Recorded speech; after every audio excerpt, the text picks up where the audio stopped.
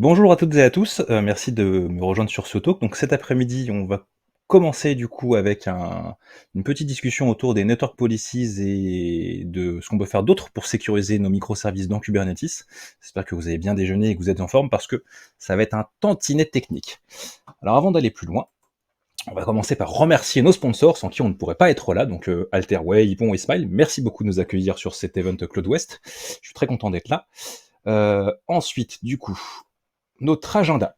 De quoi on va parler? On va commencer par se rappeler un petit peu ce que c'est que la micro-segmentation. J'ai été chercher une petite définition pour qu'on se mette tous d'accord là-dessus. Ensuite, on va parler de AKS, spécifiquement parce que je fais surtout du AKS, hein, c'est pas parce que ça marchera pas avec d'autres choses, mais on va parler d'AKS et des Kubernetes Center Policy. Ensuite, on va parler un petit peu de Consul, et on va saupoudrer tout ça de petites démonstrations qui, avec un peu de chance, marcheront correctement. Et enfin, à la fin, on discutera un petit peu de ce qu'on pourrait faire encore avec Consul Connect ou d'autres solutions. C'est un petit peu ce dont on discutera pendant cette session. Avant de commencer, ça serait impoli de commencer à parler sans me présenter. Donc du coup, je m'appelle David, comme vous avez pu le voir, donc je suis Cloud Solution Architect chez Selenza, et je fais beaucoup de Kubernetes dernièrement, par la force des choses, hein, comme beaucoup de gens. J'aime bien la Cloud Platform parce qu'on a plein de choses à faire dessus, on apprend toujours plein de choses, j'aime bien l'automatisation, et comme je trouvais que Kubernetes n'était pas assez complexe, et je me suis dit que j'allais rajouter un petit peu de service mesh et un petit peu de trucs sur Consul, parce que j'aime bien la HIStack. Je suis MVP depuis 2019 parce que je parle beaucoup et très très vite, vous allez vous en rendre compte, et malgré tout, ça s'est pas calmé. Et je suis également un grand fan de Final Fantasy, comme le prouve mon petit avatar que vous voyez jusqu'ici. Ceci étant fait, maintenant que les présentations sont terminées, on peut y aller. Alors, à propos de la micro-segmentation, j'ai été chercher une définition, c'était pas si simple que ça, la seule que j'ai trouvée finalement, d'habitude je trouve ça sur Wikipédia, là j'en ai trouvé une qui est faite par VMware, à l'époque ils ont sorti leur fantastique produit, à prendre avec des pincettes, NSX, et donc du coup on dit que la micro-segmentation c'est quelque chose qui utilise la virtualisation réseau pour rajouter de la granularité en termes de zones sécurisées dans les data centers et les déploiements cloud. Ça permet d'isoler les différents workloads et du coup de voir la sécurité de manière séparée. Ça amène tout un tas de problématiques également de gouvernance, de qui gère la sécurité, etc. On va pas forcément parler de ça aujourd'hui, sinon on pourrait faire rien qu'une heure sur la gouvernance de la sécurité. Donc je vous propose qu'on enchaîne là-dessus. Néanmoins, vous avez le petit lien ici, comme je partagerai les slides à la fin, je ne sais pas encore comment je fais, mais je demanderai pour pouvoir vous les partager. Ceux qui sont intéressés pourront aller lire cette petite définition sur le lien qu'il y a ici. Alors, ensuite, la micro-segmentation, comme je vous l'ai dit juste avant, pour schématiser, parce que j'aime bien les schémas, considérez que classiquement, on a plutôt une zone réseau avec un firewall périmétrique. Et quand on parle de micro-segmentation, on va pas forcément enlever le firewall périmétrique, bien au contraire, mais on va rajouter des petits bonhommes qui vont sécuriser nos différents environnements. Sur la droite, sur la gauche, vous voyez, on a une seule zone réseau, et sur la gauche, on a cette même zone réseau avec des micro-segmentations qui représentent des petits firewalls distribués. Si on schématisait ça un petit peu, en gros, le firewall, c'est Gandalf, et quand on veut faire de la micro-segmentation, on met plein de petits black mages qui vont faire la même chose que Gandalf, mais à plein de petits endroits différents. D'accord? Donc on n'a pas les mêmes features. Gandalf il est beaucoup plus costaud que le petit black mage, et donc du coup il a beaucoup plus de features. Par contre, il n'est pas capable de voir forcément ce qui se passe au niveau local, et c'est pour ça que la micro-segmentation est très intéressante, et surtout, puisque c'est le slide suivant, quand on est dans un environnement microservice. Oui, parce que les microservices, c'est bien, mais les microservices, du coup, qui se parlent entre eux, ça rajoute une complexité. Encore une fois, on fait un focus sur Kubernetes dans Azure. Sur ce petit schéma, vous voyez que je représente en haut le control plan version Azure, donc AKS, et en bas le worker plan, avec du coup une représentation des node pools dans un virtual network, dans un subnet, pardon. Vous remarquerez aussi que j'ai mis 2 niveaux de NSG, parce que souvent on a un NSG au niveau de nos subnets par design, et là en l'occurrence, quand on fait du Kubernetes, enfin du AKS, on va avoir un Network Security Group managé par AKS, au niveau du coup associé au niveau du node pool et pas au niveau du subnet. Ce qui peut poser question d'ailleurs, parce que dans la mesure où AKS voit très bien ce qui se passe au niveau de ce NSG qui est associé, qu'il a associé lui-même à vos node pool, est-ce qu'on va garder le NSG au niveau du subnet level? Même chose, c'est une question de gouvernance. J'ai tendance à dire oui, mais ça implique des aléas dans la mise en production et les ouvertures de flux, et c'est des choses qu'il faut discuter longuement. Pourquoi du coup on parle de micro-segmentation encore une fois? Vous voyez, ce fameux firewall là, distribué, ce Network Security Group, il voit ce qui se passe dans le plan Azure. Mais est-ce qu'il voit ce qui se passe dans le plan Kubernetes? Et ben la réponse est non, ou en tout cas pas tout à fait. Ça va dépendre de quelques modèles réseau éventuellement. Mais par défaut, il n'a pas vraiment d'idée de ce qu'on a déployé dans notre Kubernetes. Et donc du coup, il n'est pas forcément suffisant. Donc on a besoin d'autre chose, d'accord.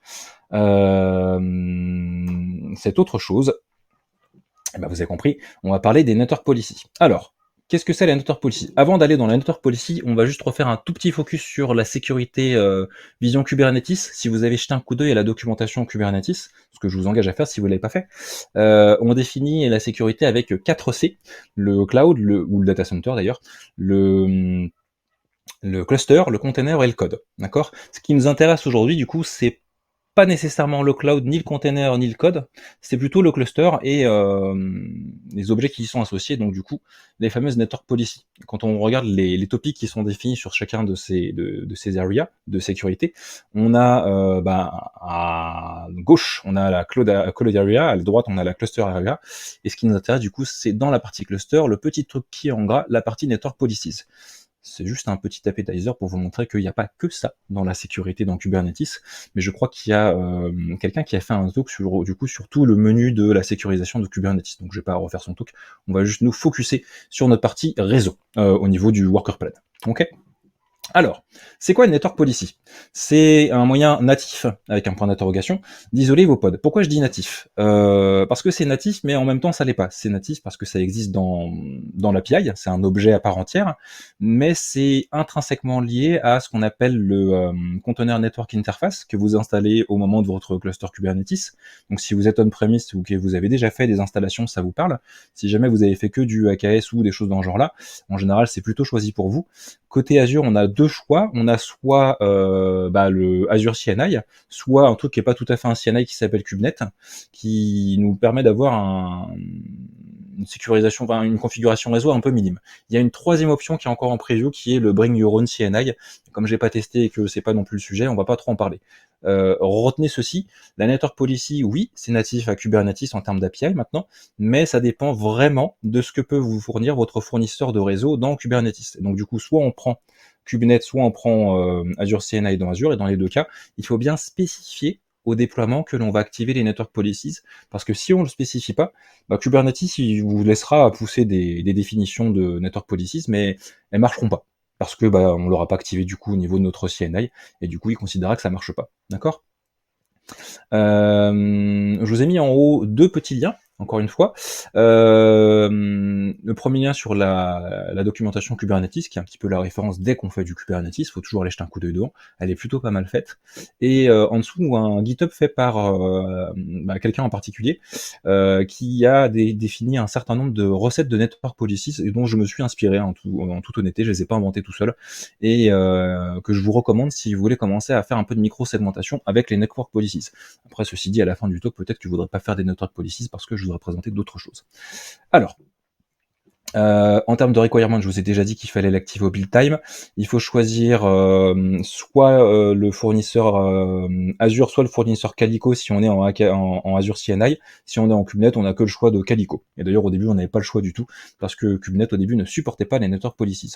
Il y a une petite différence sur la manière dont se comportent les network policies quand on prend Calico ou quand on prend Azure, en l'occurrence. Il y a un article également qui avait été fait par les gens de chez Microsoft pour expliquer cette différence. En gros, il y en a un qui fait du L3 routing et l'autre non, mais vraisemblablement de ce que j'ai vu, ça a plutôt changé, parce que on est passé du mode bridge au mode transparente sur la façon dont on construisait nos clusters AKS avec Azure CNI, et ce que ça traduit finalement dans la documentation, c'est que maintenant on fait plutôt du L3 routing quand on fait de network policies, donc a priori le Azure CNI Network Policies se rapproche maintenant du Calico Policy, donc c'est assez rigolo, parce qu'on a eu un petit changement de stratégie. Je vous invite à lire cet article, il est très très intéressant, c'est toujours sympa de faire un deep dive une fois de temps en temps. Maintenant, si on se concentre sur sur l'objet Network Policies à proprement parler. Donc là, je vous ai marqué Network Policies in a case, mais en fait, c'est dans Kubernetes, en vrai. On a un certain nombre de fields, comme tout objet d'API. Alors là, j'ai mis ça sous forme de tableau, pour essayer de vous représenter ça un peu simplement sur un seul slide. Ce sont grosso modo les éléments que vous voyez dans la première colonne, c'est les éléments que vous voyez sans indentation dans votre fichier YAML, et puis quand il y a un peu de décalage, ça veut dire que grosso modo, c'est des sous-objets, d'accord? Donc on commence par définir l'API version, forcément. Comme je vous le disais tout à l'heure, c'est un objet à part entière dans la partie networking. Le kind de l'objet, du coup, pour dire ce que c'est comme objet, c'est une network policy. Et après, on va avoir les classiques metadata pour mettre le nom de la network policy et le namespace, parce que c'est une ressource qui est namespaced. Il n'est pas possible nativement avec avec Kubernetes de faire une network policy qui est cluster wide. Si vous voulez en faire, ça va être un objet plutôt étendu de votre CNI.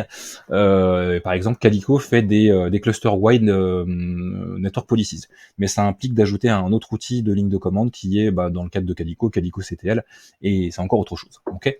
Donc par défaut, l'objet de base c'est namespaced. Ensuite, on a les specs. Donc on va dire quels sont les pods selectors. Pour ça, on va se baser sur les match labels, en l'occurrence. Ensuite, on va dire si c'est une policy type de type ingress ou egress, comprendre du coup si c'est pour régler du trafic entrant ou sortant. Et après, on va avoir dans des parties ingress ou egress, ça va dépendre aussi également, et on va définir un from ou un to pour dire de qui on autorise le trafic ou vers qui on autorise le trafic, si on est dans du ingress ou dans du egress, d'accord? On va voir un petit exemple juste après, ça sera un peu plus simple. Et pour cet exemple, du coup, qu'est-ce qu'on va faire? On s'est préparé à l'avance un petit cluster AKS avec un petit virtual network forcément, un AKS cluster, et qui a notamment un backend Azure SQL, parce que j'ai été prendre une application, sinon c'était pas très très rigolo. Et en termes Kubernetes, qu'est-ce qu'on va avoir? Alors attendez, je retrouve plus ma flèche. Elle est là, voilà. Non, elle est pas là. Problématique de flèche. Hop. Excusez-moi. Ah,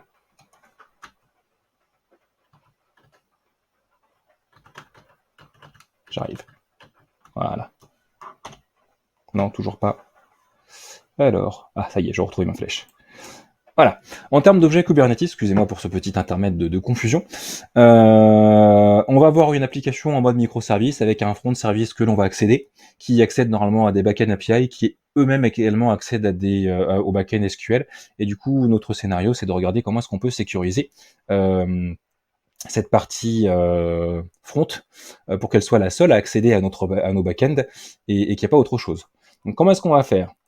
On va déployer notre application, on va regarder cette application et on va vérifier que c'est pas sécurisé, et puis ensuite on va implémenter un petit peu de network policies. Alors là, du coup, j'ai un slide qui représente un petit peu ce que ça pourrait être, mais comme j'aime bien les slides, mais que je préfère les démos, on va faire attendez, hop, on va changer d'écran et on va basculer sur mon VS Code. Alors, un petit clear. Vous voyez du coup dans l'écran là, on a une network policy qui est définie, mais je veux revenir un petit peu là-dessus. On va commencer par définir nos éléments. Alors du coup, on a tout un tas de déploiements à mettre en œuvre. Donc on va faire un copy-paste du répertoire, et on va faire un K, parce que j'ai mis un alias pour kubectl, parce que je suis un fainéant. Hop. Et là, on va lui dire de déployer tous nos petits environnements. Ok. Normalement, ça va bien se passer. Voilà. On va lui dire également de faire la même chose en termes de service. Hop.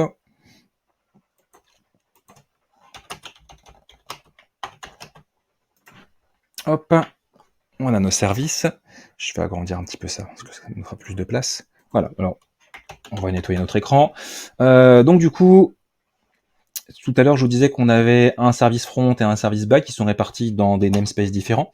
Donc si je fais un kubectl get ns pour lui demander les namespaces, vous voyez que je vais en avoir un certain nombre.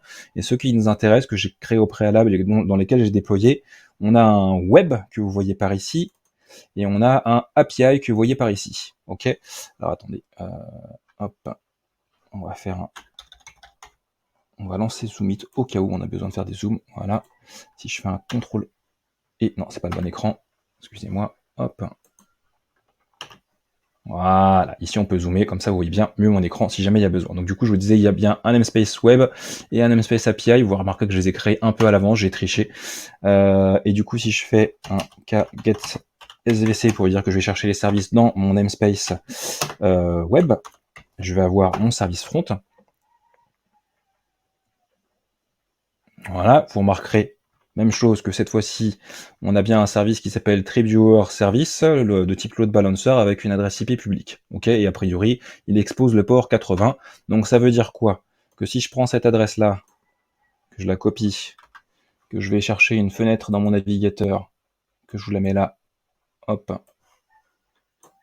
et que je fais un http hop, hop, a priori, il va nous afficher notre page de TripViewer. Formidable, on est content. Alors attendez, je ferme juste une fenêtre de dialogue parce que sinon ça fait du bruit.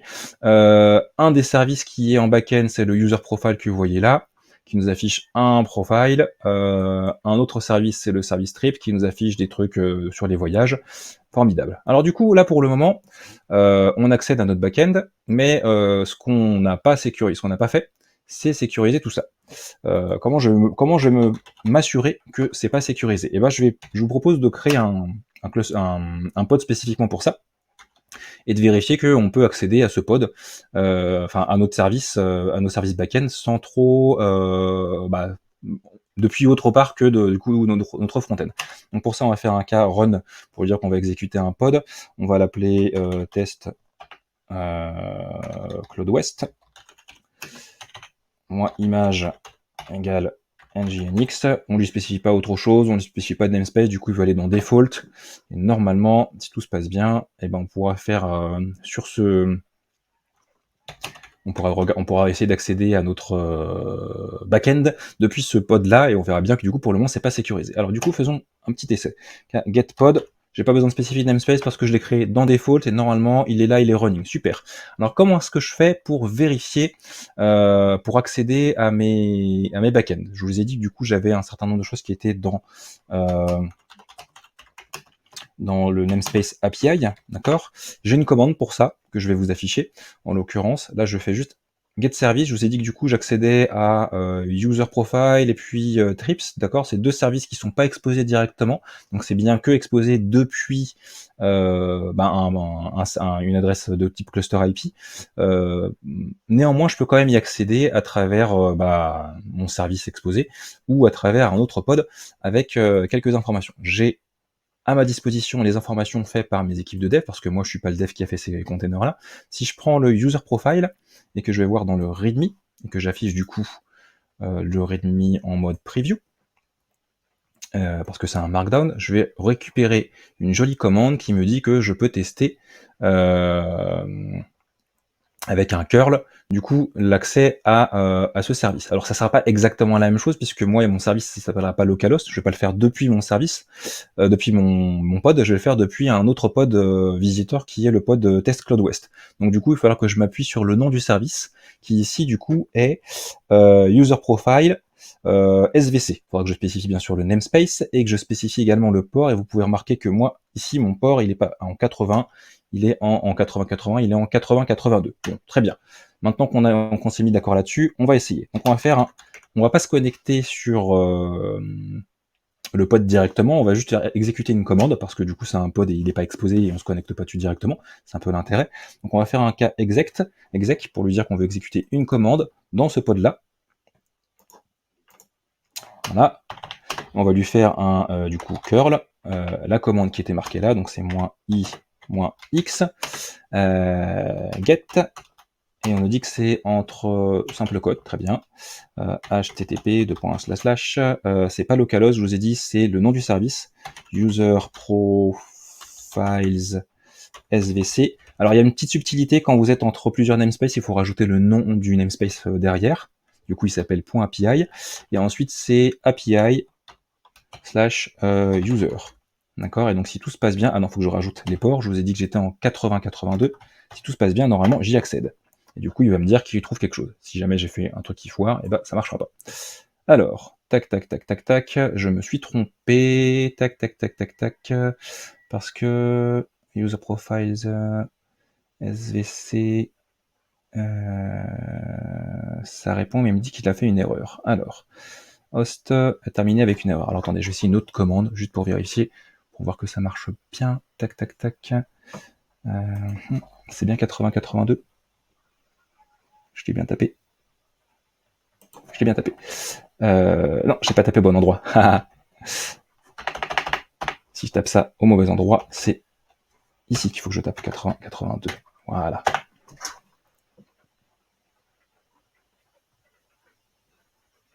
Toujours pas. Qu'est-ce que j'ai fait encore? Alors.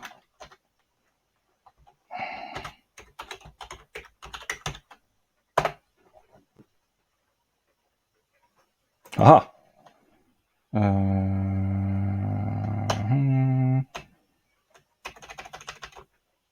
C'est intéressant parce que du coup, je suis en train de vous montrer que c'est sécurisé, alors que ça devrait pas l'être. API user, c'est bien ça le nom de mon service. Je me suis pas trompé dedans.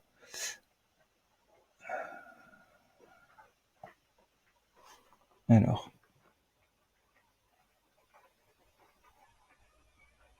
Attendez, je vais essayer l'autre. Hop. C'est la magie des effets démo. Hop. Alors, on va recommencer cette fois-ci. On va pas faire celui-ci. On va faire le l'autre service. Attendez, si je fais ça comme ça, je peux pas le faire. Là, get svc-n API. Hop. Alors, on va essayer celui-ci. Kexec. Comment il s'appelle mon pod? J'ai oublié le nom de mon pod. D'abord, getPod. Hop. Voilà. Donc, kexec. Test load west. C'est bien ça. On lui fait un, du coup, curl-i-x.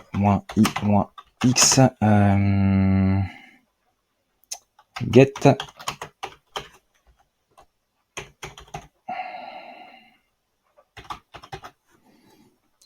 Du coup, cette fois-ci, je prends l'autre service. On va prendre triple svc. Il manque un S. API 2.8081, celui-ci. Et là, on va faire un API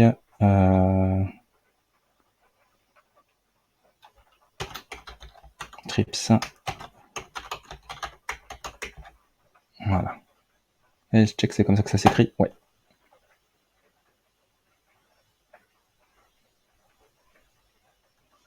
Oh!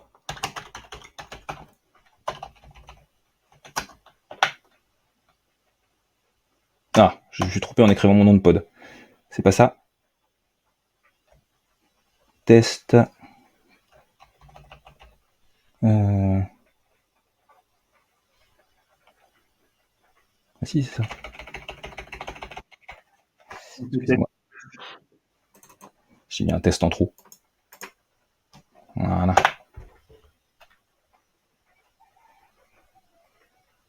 Voilà, ça répond. Bon, du coup, c'est bien pas sécurisé avec celui-ci. Alors, maintenant qu'on a vu ça et qu'on a vu que j'ai bien galéré sur ce truc-là, revenons à nos moutons. On s'est dit que du coup, on voulait sécuriser et s'assurer que seul notre pod principal pourra accéder à tout ça. Donc, on va commencer par se faire une première network policies qui va dire que on supprime tous les accès. Alors, c'est un petit peu subtil au début, les network policies. Donc là, on dit qu'on veut contrôler du trafic ingress. Donc déjà, c'est une policy de type ingress. D'accord. Hop, excusez-moi. Voilà. Ensuite, du coup, on va l'appliquer dans le namespace API, puisque ça s'applique à la partie API, et on va l'appeler default generate ingress. Et comment est-ce que ça marche? Donc en termes de pod selector, on va faire un select de rien, ça veut dire tout. Et donc du coup, tous les pods on va interdire en gros tous les pods l'accès à à ce namespace, à tout ce qui est dans ce namespace là, d'accord? Alors on va faire un petit clear, hop, j'ai déjà fait. Je vais faire un cas apply de cette network policy. Je prends le fichier qui est juste là. Hop, ici, voilà. Copy paste, clac, clac. Ok, formidable. Il va nous faire son truc. Super. Si je refais ma commande de tout à l'heure, normalement, ça doit plus marcher.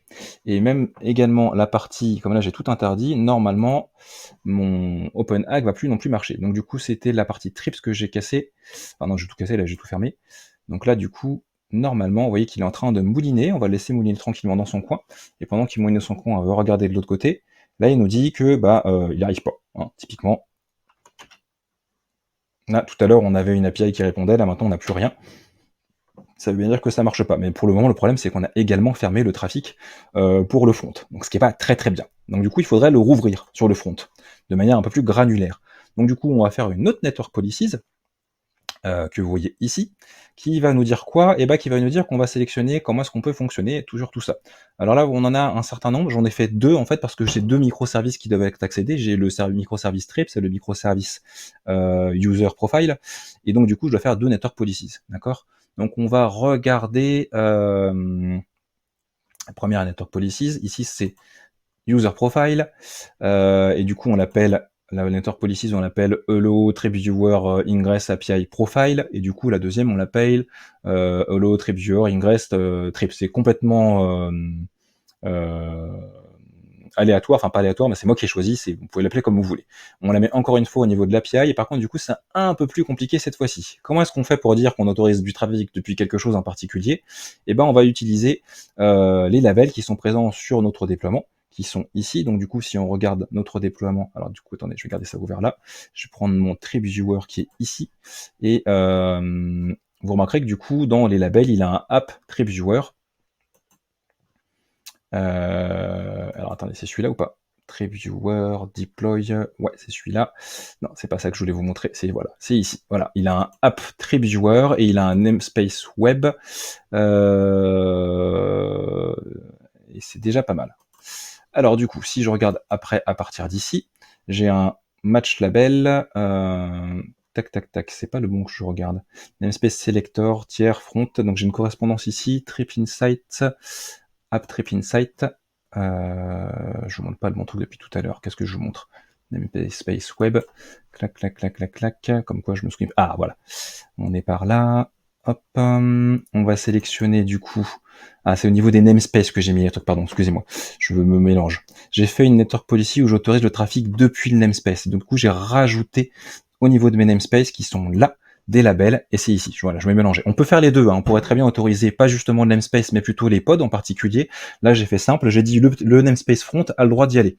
Et du coup, le namespace front, c'est le namespace qui s'appelle web, et je lui ai rajouté deux labels, un label tiers, marqué avec la valeur front, et un label app avec la valeur trip insight. Si je regarde ma network policy qui est ici, vous remarquez que du coup, j'autorise from namespace selector, c'est marqué noir sur blanc, enfin bleu sur noir en l'occurrence.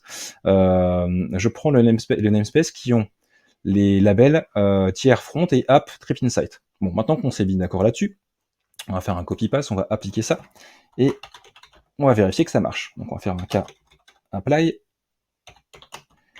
f, clac, il va nous faire notre truc, et on va essayer de voir que ça rétablit bien le trafic de l'autre côté. Donc là, vous voyez, c'est l'erreur de tout à l'heure. Avant que ça remarche, il va falloir un petit peu de temps, parce que il a un peu de temps avant de marcher quand même. Donc on va le laisser faire sa network policies. Ici, c'est passé. La network policy nous sécurise toujours le trafic de ce côté-là, ça n'a pas changé par rapport au pod qui est dans le default namespace, donc on va avoir la même erreur que tout à l'heure, et vraisemblablement tout à l'heure, si on rafraîchit un petit peu, sur ce truc-là qui est en fond d'écran qui fait que c'est pas très très lisible, si je clique dessus, hop, voilà, on voit bien que du coup c'est bien rouvert alors que tout à l'heure j'avais une erreur. Donc du coup, on a réussi notre truc, c'est bien, on est content. Mais est-ce que c'est facile? Pas tant que ça, oui. Même moi, je me suis encore mélangé, pourtant j'avais préparé mon sujet. Alors, attendez, je vais repasser sur les slides qui sont du coup ici. Hop, Shift F5. Voilà, donc on en était à cette partie, on avait fait une image d'un pod pour qu'il aille ailleurs, enfin pour qu'il puisse se tester le trafic. On a vu que du coup, une fois qu'on avait isolé, on avait une erreur, et puis qu'après il fallait refermer. Très bien, ça c'est fait. Et donc du coup, bon, on a un moyen, Premier moyen avec les network policy, alors c'est pas la conclusion complète, hein, c'est la première conclusion. Ça dépend du network plugin, c'est pas trop compliqué, il faut connaître les services, mais c'est un peu compliqué à mettre en œuvre parce que bah il faut définir le trafic requis. C'est pas facile à maintenir parce qu'il n'y a pas vraiment de moyens super user-friendly pour faire ça. Alors, il y en a quelques-uns, mais pas natifs en l'occurrence, et c'est pas forcément suffisant pour le zéro trust parce que on a juste fait une restriction réseau, on n'a pas encore fait tout ce qu'on voudrait faire en plus en termes de sécurisation du trafic entre nos pods. On y reviendra un petit peu à la fin en conclusion.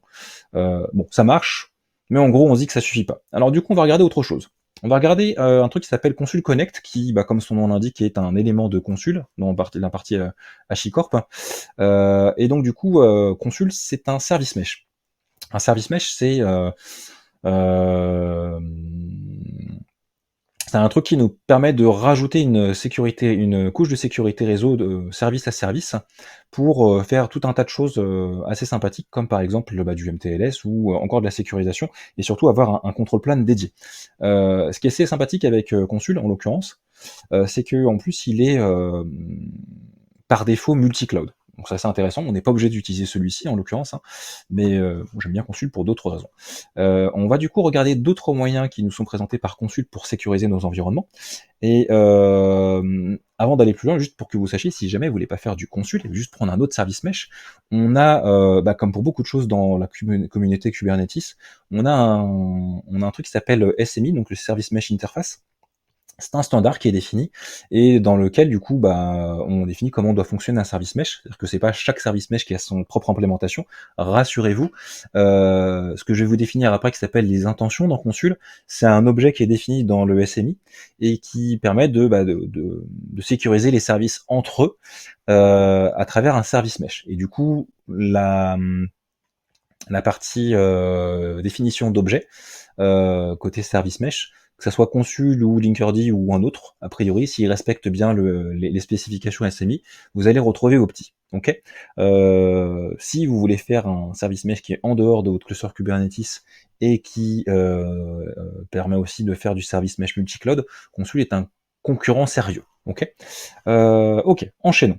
On va pas détailler l'installation, on va juste vous montrer qu'elle est faite en l'occurrence, parce que j'ai déjà faite. L'installation Consul dans Kubernetes, c'est pas très très compliqué, il y a un Helm chart qui existe et qui est disponible, alors c'est pas très compliqué, c'est pas vrai. C'est pas hyper compliqué, mais c'est quand même un peu compliqué parce qu'il y a un certain nombre de configurations qui sont pas mises par défaut, qu'il faudra lire, et notamment, nous ce qui nous intéresse là, c'était juste de faire une install assez basique de Consul et de Consul Connect. On n'a pas tout mis en place dans les features de Consul pour faire de la sécurité. On s'est focusé juste sur la partie pour pouvoir faire des intentions et pour pouvoir avoir ce que je vous représentais sur le slide d'avant. Attendez, je vais remettre ça. La communication de service to service qui s'appelle le gossip, qui est un truc spécifique à Consul, de manière à ce que ça soit chiffré. Donc à part ça, j'ai pas mis toutes les features de sécurité, et pour être tout à fait honnête avec vous, pour l'instant j'ai pas eu le temps de finir tout ça, et quand je les mets, en l'occurrence, ça casse. Donc pour des raisons de démonstration, on va pas tout faire. Ce qui est intéressant de retenir, c'est que comme beaucoup de services mesh, Consul fonctionne avec un sidecar, c'est-à-dire que du coup, il va injecter un container sidecar dans vos déploiements, et il va se baser sur Envoy, comme tous, et c'est Envoy qui va du coup devenir entre guillemets le proxy de tous vos microservices. C'est pour ça qu'on peut faire tout un tas de choses assez intéressantes. D'accord ? Alors, comment est-ce qu'on va faire ça ? On va rebasculer sur notre VS Code. Ok ? Alors, on va supprimer tout ça, juste du coup, que je vous montre quand même comment est-ce que j'ai fait l'installation, même si je la fais pas avec vous. J'ai installé ça à travers un Helm chart, j'avais juste un fichier YAML de configuration. Oui, il y a quand même un certain nombre de choses. Il faut savoir un petit peu à quoi ça consiste, c'est plutôt bien documenté. Vous remarquerez d'ailleurs en l'occurrence que ici j'ai commenté cette partie-là, parce que quand je la mets, ça me pose des problèmes et du coup pour le moment je le mets pas. Par contre, vous remarquez que j'ai mis quand même un petit peu de chiffrement sur la partie encrypt. Bref, passons, parce que le temps s'écoule, et donc on n'a pas non plus toute la journée. Ce qu'on va faire maintenant, c'est qu'on va reprendre l'application, mais on va la déployer dans un autre namespace, parce que je veux garder cette application-là pour comparer, et on va mettre en œuvre une partie avec Consul. Avant de faire ça, on va juste vérifier que Consul est bien installé. Donc on va faire un cas get all, en spécifiant le namespace Consul, et vous allez voir qu'on a un certain nombre de choses qui vont arriver.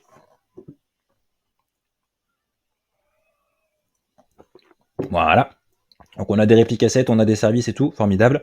Et donc du coup, on va se mettre sur, on va faire un port forward sur le service qui nous permet d'exposer la user interface de Consul, parce que je l'ai pas exposé sur internet comme il n'est pas complètement sécurisé, et après on va se connecter dessus. Donc un kubectl port forward, ça permet d'exposer en local sur votre adresse locale un service qui serait pas forcément exposé sur l'extérieur. Donc là vous voyez que du coup j'ai fait un port forward du Consul UI qui sur le port 18443. Donc du coup, si je me mets ici, que je vais voir ici, hop, je vais faire un localhost. Alors non, c'est pas un HTTP, c'est un HTTPS, pardon, parce que du coup j'ai quand même mis en place un petit peu de HTTPS. Voilà, il est déjà là. Hop, on va faire ça. Et là, vous voyez, du coup, qu'on lance la partie Consul. Pour l'instant, on n'a pas de service à part Consul et la partie Ingress Gateway, je ne vais pas revenir sur ce que c'est. Et on a les nodes qui apparaissent, et notamment, on voit la caisse node pool 1, on n'en voit que 2, c'est bizarre, on ne devrait pas en voir que 2. Espérons que ça va pas tout casser. Et dans intention, pour l'instant, on n'a rien. Et les intentions, c'est ce qu'on va vouloir vous montrer. Alors attendez, parce que du coup, je suis en train de me rendre compte qu'il me manque probablement un slide avant d'aller à la suite. Parce que je ne vous ai pas montré la partie intention. Attendez, je vous affiche ce slide là. Hop. Voilà. Tout à l'heure, on avait l'objet Network Policies. Là maintenant, enfin Network Policy. Là maintenant, on a l'objet intention. Donc c'est un CRD, c'est-à-dire Custom Resource Interface, qui est lié, non Custom Resource Definition, pardon, qui est lié au fait qu'on installe ça via l'installation de Consul. Et c'est un objet qui permet de faire d'autres choses et des choses un peu plus sympas potentiellement.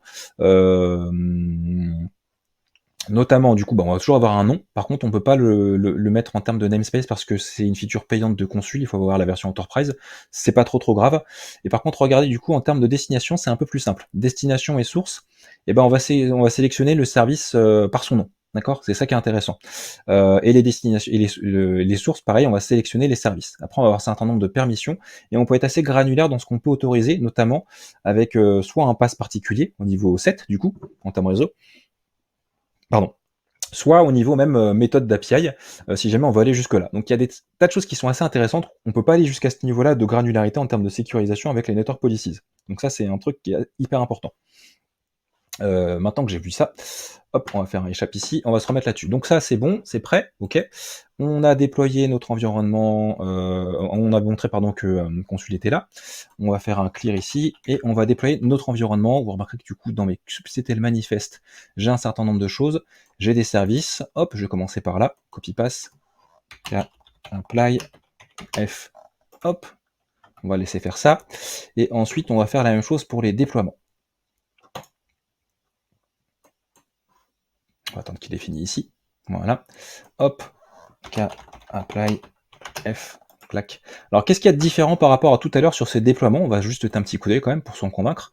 Tout à l'heure, on avait nos services qui étaient classiquement exposés.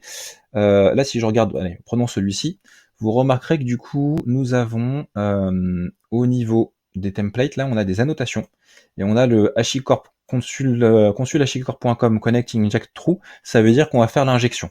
Ce paramètre-là qui est commenté, vous pouvez l'oublier, il faudrait que je l'enlève. Il n'y a plus besoin de le mettre depuis la version 1.9 de Consul, je crois, donc du coup, c'est pas très intéressant. Là, du coup, en faisant ça, on fait l'injection du sidecar dont je vous ai parlé tout à l'heure. Du coup, si je fais un get, attendez, je vais vérifier parce que du coup, je sais plus dans quel namespace c'est mis. Voilà, donc du coup j'ai un web consul, j'ai un API consul, et je crois que j'ai un trip inside consul. J'ai tout mis dans le même namespace du coup. Donc je vais faire un get pod -n. Voilà. Et là, normalement, mes pods sont en train de déployer dans les déploiements. Ils sont tous running. Et vous remarquez par rapport à tout à l'heure, non là on va pas le voir, on a un peu plus de containers que tout à l'heure, si on le voit d'ailleurs, Ready 2, parce que du coup on a le sidecar en plus, d'accord. Si je me remets sur mon interface web, normalement je devrais voir apparaître dans mes services des trucs en plus. Voilà, super. Et donc là vous pouvez voir qu'on voit tous mes services qui sont là. Pour l'instant, j'ai rien mis en termes de sécurité, donc du coup, a priori, rien ne m'empêche d'accéder à mes services et à ce que mes services s'accèdent entre eux, d'accord. Je pourrais éventuellement envisager du network policy, mais là, du coup, j'ai un sidecar qui change un peu la donne. Je n'ai pas exposé le service sur Internet, je vais vérifier, mais de mémoire, get svc-f n trip site consul. Hop. On attend que ça réponde. Voilà. Vous remarquez que cette fois-ci, le trip viewer SVC consul, il n'a pas d'adresse IP publique parce que quand on met dans un service mesh, en fait, de toute façon, il faut passer par la gateway proposée par le service mesh ou selon le service mesh que vous avez, couplé ça avec un ingress controller. Et là, on l'a pas fait pour des raisons de limite dans le temps, en l'occurrence. Donc du coup, ce qu'on va faire, c'est pareil, on va faire un port forward de notre service. Alors attendez, parce que du coup là, vous voyez rien. Hop. On va faire un port forward de notre service trip viewer sur le port 30080. D'accord. Et du coup, je vais reprendre ma fenêtre là, et vous allez voir que c'est sensiblement le même service que tout à l'heure. Si je vais voir sur localhost,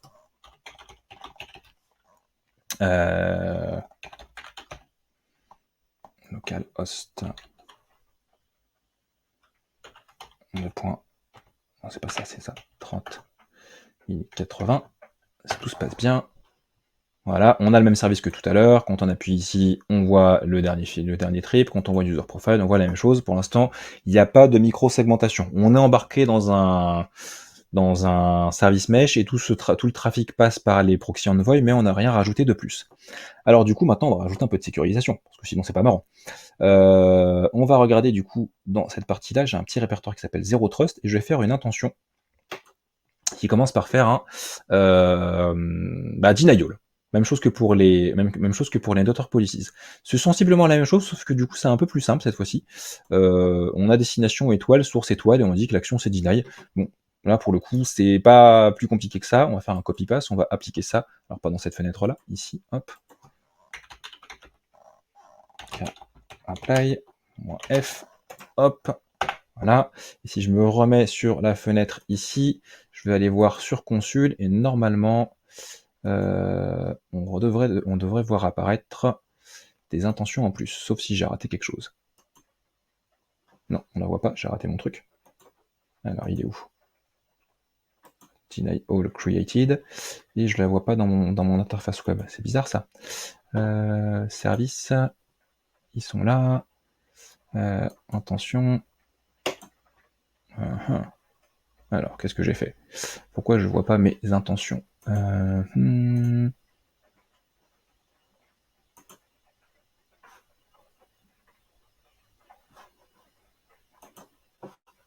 Oh.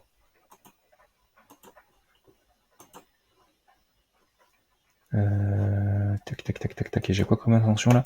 J'ai celle-ci, on va regarder aussi, hop. Sur celle-ci, je vais commencer à lui dire que j'autorise le trafic entre certains services. Alors, attendez, parce que du coup, je dois avoir quelque chose comme que je ne vois pas ici. Si je clique sur Trip Viewer ici, maintenant, là, qu'est-ce qu'il me dit? Là, pour l'instant, il me dit que tout est ouvert. Il me dit que tout est autorisé, intention or set to default low. Pourtant, il me semblait avoir rajouté une intention. C'est intéressant. Alors, attendez, qu'on regrossisse ça. Décidément, aujourd'hui, c'est pas super la démonstration. Get intention.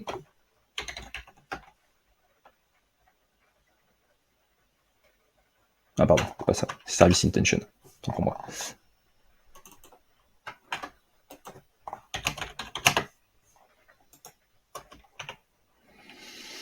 Moins A pour dire que c'est dans tous les namespaces. Et on a bien une deny all synced false. Ah, elle n'est pas synchronisée. Donc c'est pour ça que ça marche pas. Donc j'ai un petit souci sur mon environnement, je sais pas pourquoi. Alors voyons voir, qu'est-ce qu'il me fait. Tac, décidément. Clac, clac.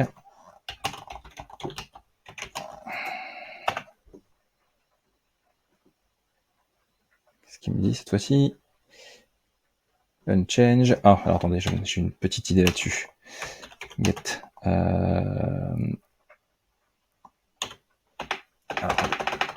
Je pense que je sais pourquoi. Tout à l'heure, j'ai vu qu'il me manquait un node dans mon environnement, et je pense que c'est ça qui lui va pas. Clac, clac, clac, clac, clac. Dans mes nodes,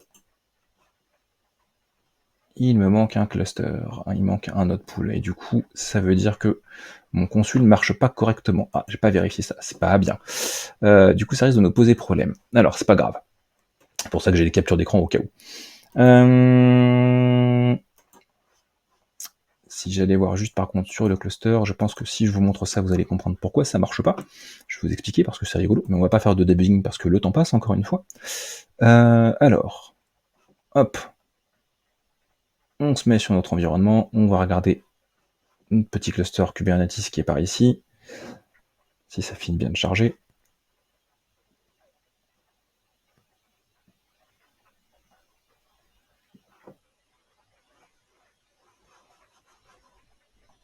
Un petit peu long.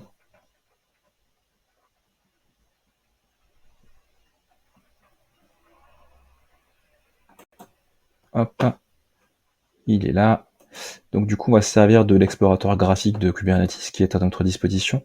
Si je vais voir dans les workloads, je vais voir dans le namespace consul, je pense que j'ai un petit souci sur certains de mes trucs. Voilà. Alors, namespace consul, il est là.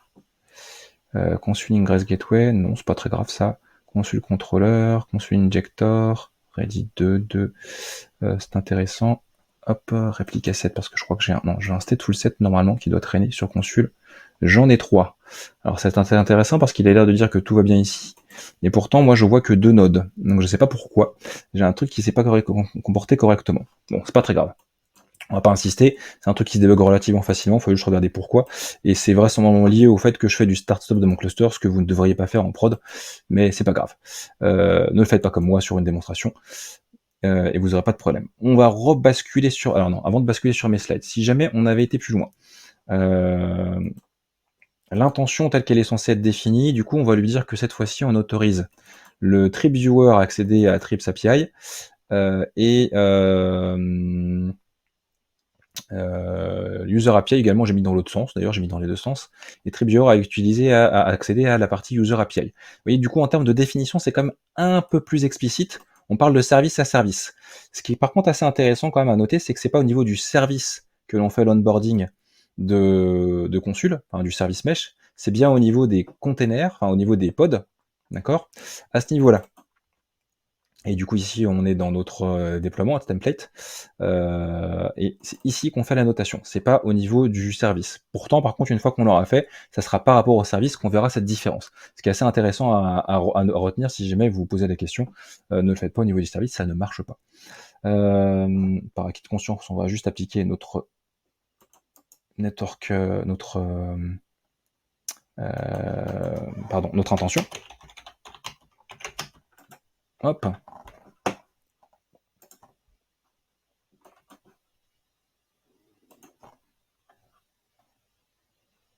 Voilà, je vais faire un cas delete aussi au passage de l'autre, celle qui marche pas puisqu'elle est pas sync, de toute façon ça sert à rien à garder. Hop. Voilà. Et puis on va refaire un apply. Ouais. Quand il m'aura rendu la main, on pourra passer à la suite.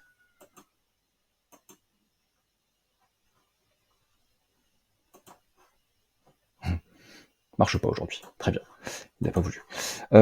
Donc là, il a mis un peu de temps pour me rendre la main. C'est pas grave. Je vais vous rebasculer sur les slides et vous montrer sur le backup, au cas où, ce qui est censé se passer. Alors du coup, ça c'était l'objet consul intention. Très bien.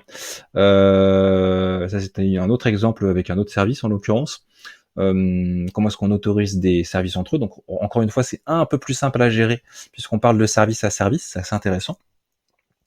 Faites attention, ceci étant, par contre, quand vous gérez une intention, enfin un objet de ce genre-là pour lui donner des autorisations, la destination, on l'a fait une seule fois. Après, par contre, du coup, il faut rajouter les sources. En tout cas, sinon, vous pourriez y avoir des erreurs. Donc ça, c'est la démonstration qui marche plus ou moins bien. Ce que vous devez avoir, par défaut, quand vous êtes en mode hello, ce que j'ai jusque-là pas eu de problème à vous montrer, vous voyez que du coup, quand on prend un service, il voit tous les autres services qui sont déployés, et du coup, on a un truc comme ça assez visuel. Une fois qu'on met en place une denial intention, on a un truc comme ça, où du coup on voit on voit les intentions qui sont définies, on voit qu'on a une intention ici, denial services, et après on a les intentions qui sont définies pour dire quel service a le droit d'accéder à quoi. Et là vous voyez du coup du point de vue de TripViewer, du service TripViewer, on sait qu'on peut accéder au trip service et au user profile service et inversement, parce que j'autorise dans les deux sens au cas où. Et donc du coup, en plus d'avoir une déclaration un peu plus simple, on a un affichage un peu plus user-friendly puisqu'on a une console de gestion. Ok, donc c'est ça qui, à mon sens, fait aussi la force de Consul par rapport à, enfin, ou d'un service mesh d'ailleurs, par rapport à la network policies. Ok, je vais pas aller plus loin que ça. Du coup, si on essayait d'accéder depuis encore une fois un pod à l'extérieur à notre service, à nos applications embarquées dans le service mesh, ça ne marcherait pas parce que du coup le proxy consul, pardon, le proxy envoy de consul ne l'autoriserait pas. Et donc du coup on aurait atteint un deuxième niveau de micro-segmentation qui serait assez intéressant. Ce qui nous amène à la fin pour conclure. Alors du coup, mis à part ce petit bout de démon qui ne marche pas, qu'est-ce qu'on a retenu? Si on veut aller plus loin que juste la network policies, on a le service mesh qui nous permet d'embarquer et tous nos microservices dans un service mesh et d'avoir un autre niveau de filtrage réseau qui peut faire du filtrage niveau 7, ce qui est assez intéressant. Un autre truc dont on n'a pas parlé qui est propre au service mesh, et du coup de rajouter du MTLS pour avoir de la sécurisation encore plus avancée entre nos microservices, ce qui est vraiment non négligeable. Et puis comme tous les services mesh Consul va vous permettre également de faire du traffic shaping un peu plus granulaire, c'est-à-dire que notamment si vous voulez faire de l'équilibrage de charge de type Canary par exemple, vous pourrez le faire plus facilement avec un service mesh qu'avec juste un objet Kubernetes qui lui sera limité au nombre de déploiements que vous avez. Si vous avez 3 réplicas, vous n'irez pas faire plus que du traffic shaping à 66-33 parce que si vous avez fait une nouvelle mise à jour, il y a un qui est mis à jour et les deux autres non, et donc du coup c'est limité à ce que vous avez là-dedans. Là, le service mesh est capable d'agir à ce niveau-là. En termes de consul à proprement parler, Consul du coup va être sécurisable encore avec un autre truc qui s'appelle les ACL. Je vous ai montré rapidement, mais je l'ai pas installé. Il y a des moyens de l'intégrer avec des ingress, c'est plus ou moins détaillé, mais en l'occurrence Consul travaille avec sa propre gateway qui lui permet de faire de la fédération de Consul entre data centers ou d'ouverture directement sur des services avec différents types de gateway. Et du coup, ça va également se brancher en termes d'observabilité. Là-dessus, en termes d'intégration avec de l'ingress, Consul n'est pas forcément le plus simple à mettre en œuvre, donc retenez bien ceci. Le plus léger, celui qui est connu pour être le plus léger, ça reste Linkerd, et Linkerd lui s'intègre très très bien avec la plupart de vos ingress contrôleurs, et c'est même son cheval de bataille. Il fait que du service mesh. Il y a d'autres produits sur le marché, on peut parler d'Istio qui fait un peu tout, et un peu comme Consul, il a ses propres trucs à lui. Donc après, à vous de voir quelle solution vous pourriez envisager, mais retenez ceci: la micro-segmentation nativement network policies, ou alors on va un peu plus loin et on fait du service mesh. Ok. Et sur ce, moi j'ai terminé mes slides, je suis désolé pour cette démo ratée, et je vous remercie pour votre attention. Et du coup, je vais prendre les questions si jamais il y en a. Alors c'est où les questions? C'est là.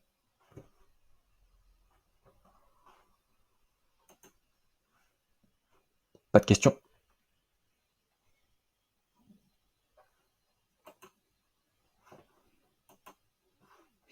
Je la vois la question. Non, c'est pas là. C'est parce que je suis pas au bon endroit. Hop. Room. Voilà, c'est là. Est-ce que on peut uniquement faire du L7? Pas vraiment, parce que moi j'ai juste fait de l'autorisation de service à service. Donc c'est pas forcément que du L7, mais on peut aller jusqu'à faire du L7 entre les services. Ce qui est intéressant, ce qu'on peut pas faire avec une network policy, puisque la network policy, elle fait que en gros, en fait, la network policy, c'est une couche d'abstraction sur les IP tables dans Kubernetes. Donc du coup, on est plutôt au niveau 4, alors que avec la network policy, on est au niveau 7. Mais on n'est pas obligé de faire du niveau 7, c'est juste qu'on définit les autorisations entre services. Par contre, on les nomme.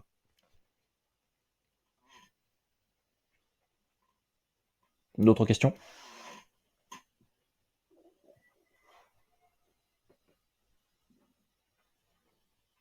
Pourquoi j'ai choisi Consul? Parce que j'aime bien le HIStack. Typiquement, j'ai commencé l'infrascode avec Terraform, je trouvais ça plutôt puissant, et naturellement j'ai continué avec ça. Et puis j'ai aussi quelques collègues qui travaillent avec la partie HashiCorp Vault pour tout ce qui est CSI, et donc je voulais aller voir un peu plus loin dans la partie HIStack. C'est pas forcément le choix de référence parce que ça implique d'avoir mis ça en place et c'est quand même assez compliqué. Maintenant, c'est extrêmement puissant et c'est, nativement fait pour faire du multi-cloud. Alors que les autres services mesh, en tout cas de ce que j'en ai vu, ils sont quand même la plupart du temps intégrés, en termes de déploiement à votre Kubernetes et donc du coup, c'est à la fois bien et à la fois pas bien. Et moi, j'aimais bien avoir l'option de me dire que je pouvais faire un consul qui était en dehors de mon Kubernetes et qui pourrait fédérer plusieurs services. En l'occurrence, je suis pas obligé de fédérer de faire du service mesh sur des services qui sont uniquement dans Cube. Je peux fédérer je peux embarquer dans mon service mesh avec Consul des services qui sont dans des VM ou dans d'autres trucs. Je vous renverrai sur la doc HashiCorp là-dessus qui expose justement dans leur parcours de learn comment est-ce qu'on peut avoir des services de type VM entre guillemets legacy et qui sont sécurisés avec le service mesh avec des services dans un Kubernetes. Donc là-dessus, il est plus puissant que d'autres, je trouve. Mais c'est un avis tout à fait personnel.